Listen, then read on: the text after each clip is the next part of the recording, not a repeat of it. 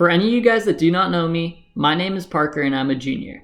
Alright, so today I'm going to talk to you about some of my key relationships throughout my time at Bellarmine and how they can impact you. First, I want to talk about a friendship I had with, let's just call him Jerome. Now, Jerome and I went to the same middle school, but we rarely talked to each other and never really hung out outside of class. This all changed freshman year. By random chance, we both happened to have the same free period. Because of a mutual friend, we started hanging out and eating at the same table in the cafeteria. To be honest, we should have been doing schoolwork, but somehow we always ended up doing stupid things. For example, one day we used a speaker in the quad and played a really loud siren noise that definitely disturbed some of the classes nearby us. Another day, we started a fight club in the basement of O'Donnell. While I do not recommend doing any of these things, these are the memories and moments of Bell that I remember most clearly.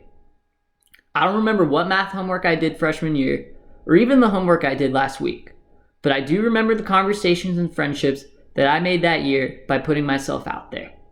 That is why I recommend finding a healthy balance between schoolwork and friendships, especially freshman year.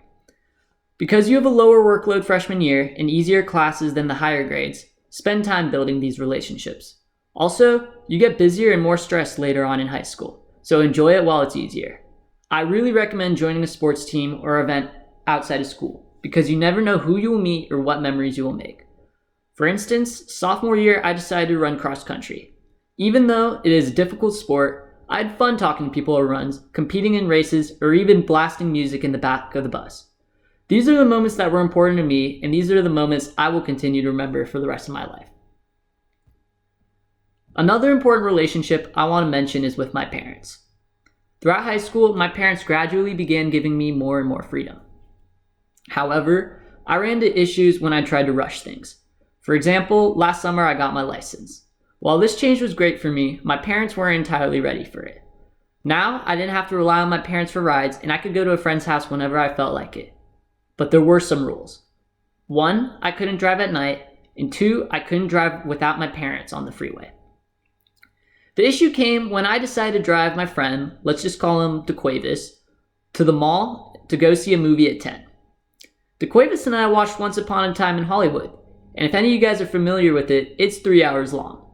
While it was a great movie and we had a lot of fun watching it, the consequences that came after were less than ideal. When I came home at 1:30, you can imagine my parents were pretty upset. It ended up with me getting grounded for a week, losing my car for a month, and my parents losing a lot of trust with me. Honestly, I'm kind of glad this instance happened because I learned a lot from it. For one thing, I learned if my parents tell me not to do something, next time I won't do it. Also, the rules they give me are for my own benefit. Our parents just want us to be safe, and they're also getting used to the fact that we are growing up. Even though it might not feel like it right now for some of you, you will get more freedom as you get older. And it's best to let this process happen naturally rather than pushing the limits with them like I did. While this idea can be hard to see in the moment sometimes, it's very important to remember. I know a lot of you guys are going to have similar instances with your parents, and my advice to you is to listen to what they say and communicate with them. Your parents don't want to be the bad guys, but if you start acting stupidly, they will have to be. Finally, I want to talk about my relationship with my teachers. Your teachers are there to help you learn. And often that means you have to work hard. I learned this especially in my world history AP class sophomore year.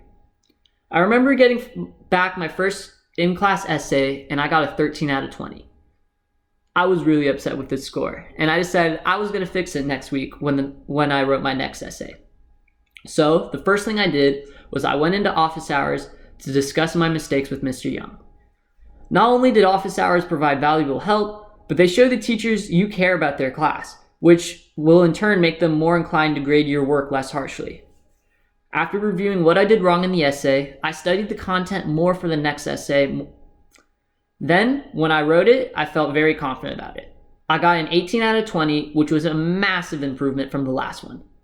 This is the mindset that I think is important for a lot of classes. Rather than giving up and dropping courses, it's important to learn how to respond to setbacks like these. I think a lot of people don't see how important office hours can be, and also how important it is to build a solid relationship with your teacher.